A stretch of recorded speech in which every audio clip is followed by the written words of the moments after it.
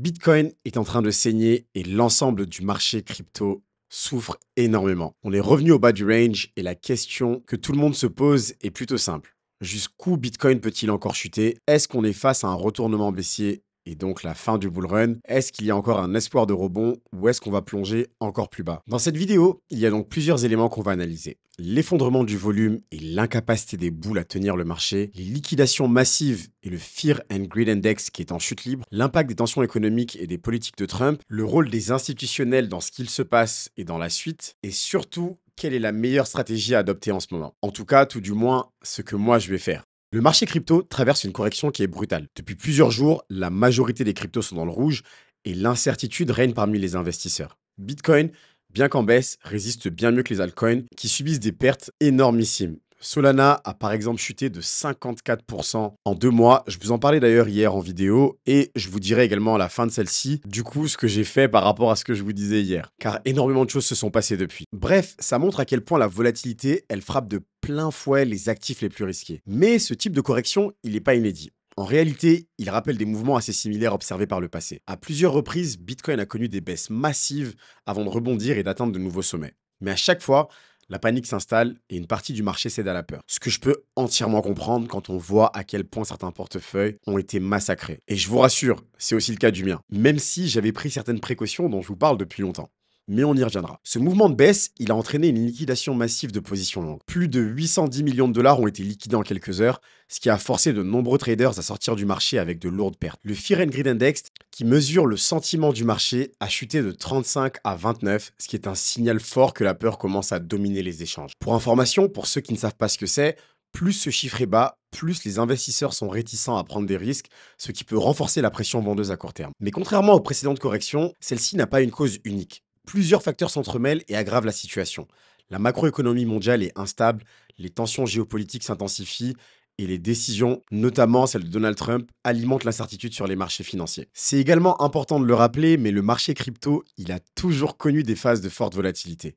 Les corrections, elles font partie du cycle normal des cryptos et les plus grosses opportunités d'investissement sont souvent présentes dans ces périodes de turbulence. La grande question, elle reste surtout de savoir si cette correction, elle marque la fin du cycle haussier ou si elle constitue simplement une de ces fameuses pauses avant un nouvel élan. Car comme je vous le disais, Bitcoin ne chute pas seul. Les marchés financiers, eux également, sont dans le rouge. Et malheureusement, quand ils baissent, les cryptos se cassent la figure. Trump a récemment annoncé l'application de nouveaux tarifs douaniers de 25% sur le Canada et le Mexique, malgré une trêve qui semblait avoir été négociée. Cette annonce, elle a provoqué une réaction immédiate et brutale sur les marchés boursiers. Le S&P 500 et le Nasdaq ont chuté fortement après cette déclaration, ce qui a entraîné le Bitcoin, qui est historiquement corrélé aux indices boursiers américains. J'imagine que beaucoup d'entre vous doivent en avoir un peu assez de voir que dès que Trump dit quelque chose, les marchés réagissent, mais sa stratégie, c'est de maintenir une pression économique extrême pour asseoir une position de force, quitte à déstabiliser les marchés dans l'immédiat, et ensuite reprendre le pouvoir. Vous vous demandez certainement jusqu'à quand est-ce que ça va durer? Eh bien, malheureusement, personne n'a de boule de cristal. Et si quelqu'un vous dit qu'il en a une, fuyez. Ce qui est sûr, c'est que si les tensions commerciales persistent, Bitcoin et l'ensemble du marché crypto pourraient rester sous pression. Mais si des négociations apaisent rapidement ces tensions, ce qui est déjà arrivé de nombreuses fois depuis que Trump a été élu, un rebond pourrait être rapide et puissant. Tout dépendra donc des prochaines annonces et de la manière dont les marchés vont réagir à ces évolutions économiques. Ce qu'on sait aussi, c'est que chaque correction brutale, elle suit un schéma récurrent. La peur s'installe, les petits investisseurs paniquent et vendent pendant que les grands acteurs accumulent en silence. D'ailleurs, depuis ce matin, on voit qu'il y a déjà un rebond sur le marché. Bitcoin a déjà pratiquement regagné 2000 dollars depuis les points bas. Depuis des années, et j'étais là au précédent cycle, et comme je vous l'indique souvent, je me suis fait wrecked, donc je comprends exactement ce que vous ressentez.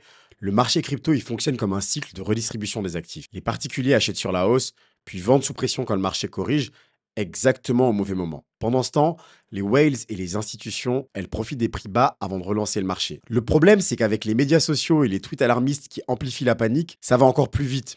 Mais ces corrections, elles ont souvent précédé de fortes hausses. En mars 2020, par exemple, Bitcoin était tombé sous les 4000 dollars, tout le monde paniquait. Puis il a très rapidement explosé à 69 000 dollars. Aujourd'hui, le même phénomène se répète. Les marchés sont sous pression, les nouvelles sont négatives, mais les grands investisseurs, eux, accumulent. On a notamment Strategy, l'entreprise de Michael Saylor, qui vient d'annoncer qu'elle achetait à nouveau pour plus de 20 000 bitcoins à environ 2 milliards de dollars. Donc vous pouvez imaginer que s'ils achètent à ce prix-là, ils ont certainement des analyses largement plus poussées que les nôtres, et donc il y a une raison pour laquelle ils le font. On peut donc changer un peu la question. Plutôt que Bitcoin va-t-il chuter jusqu'à quand, à quand est-ce que cette manipulation prendra fin? Sachant que ce n'est pas la seule bonne nouvelle. Malgré l'ambiance pessimiste et la forte volatilité actuelle, certains éléments nous laissent penser que cette chute pourrait être une opportunité d'achat plutôt qu'un signal de fin de cycle. Bien sûr, vous le savez déjà, mais tout ce que j'indique dans cette vidéo n'est pas un conseil en investissement. Je vous partage simplement mes actions et l'expérience que j'ai pu accumuler sur ces 4 dernières années de crypto. Mais tout d'abord, le marché crypto, il semble être entré dans une phase de capitulation. Historiquement, comme je vous le disais précédemment, ces périodes de vente panique, elles précèdent souvent des rebonds majeurs.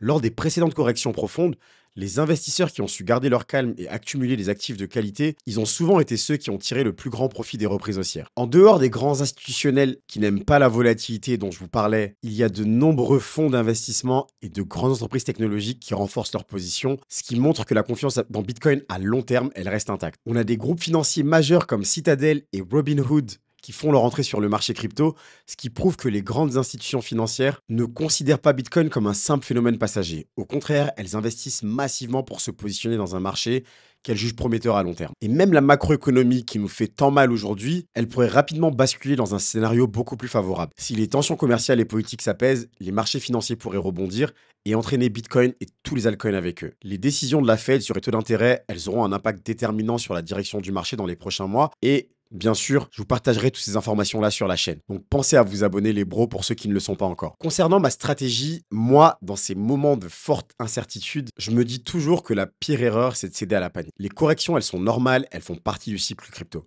Encore une fois, je comprends tout à fait qu'elles font mal, mais je suis simplement mon plan. Ce n'est pas la première et ce ne sera pas la dernière. Ceux qui réussissent dans ce marché, ce ne sont pas ceux qui réagissent sous l'émotion, mais ceux qui adoptent une vision long terme et une stratégie solide. Le plus important, c'est de dézoomer et d'analyser le marché sur une plus longue période.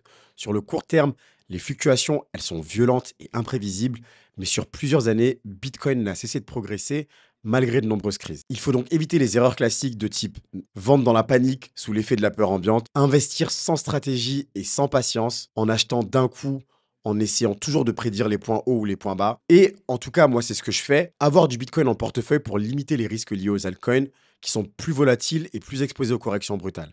D'ailleurs, je vous l'indiquais hier sur la vidéo sur Solana, comme je vous disais plus tôt, les choses ont changé tellement rapidement que je comptais vendre à partir du moment où on serait en dessous des 142 dollars. Et ça a été le cas. J'ai donc vendu 90% de ma position sur Solana pour la transférer en Bitcoin, qui lui est beaucoup plus stable. J'en ai également profité et je pense qu'il faut le faire assez régulièrement pour faire une revue de mon portefeuille. Et j'ai éliminé tous les altcoins qui ont sous-performé depuis le début du cycle et qui ne sont pas des leaders de catégorie, en tout cas les plus solides. Car, je vous le rappelle, mais ce cycle sera différent des autres dans le sens où il y a une dilution extrême du nombre de crypto-monnaies et c'est seulement les projets les plus solides qui arriveront réellement à monter, contrairement à d'habitude, où lorsque la mer montait, tout montait également. Cette année, il y aura Bitcoin et quelques altcoins très solides. Tout le reste sera laissé sur le carreau. Donc un petit rappel, le marché est cyclique et même si la situation semble compliquée aujourd'hui, elle peut changer très vite. Ceux qui réussissent en crypto, ceux qui savent garder leur sang-froid et agir avec intelligence plutôt que sous l'émotion. D'ailleurs, pour en revenir à Solana,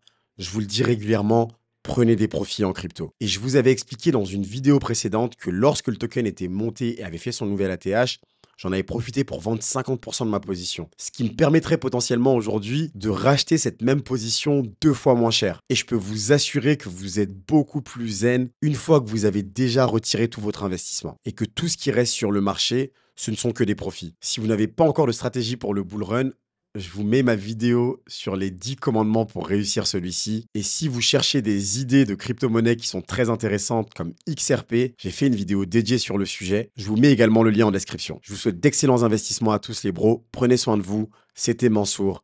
Peace.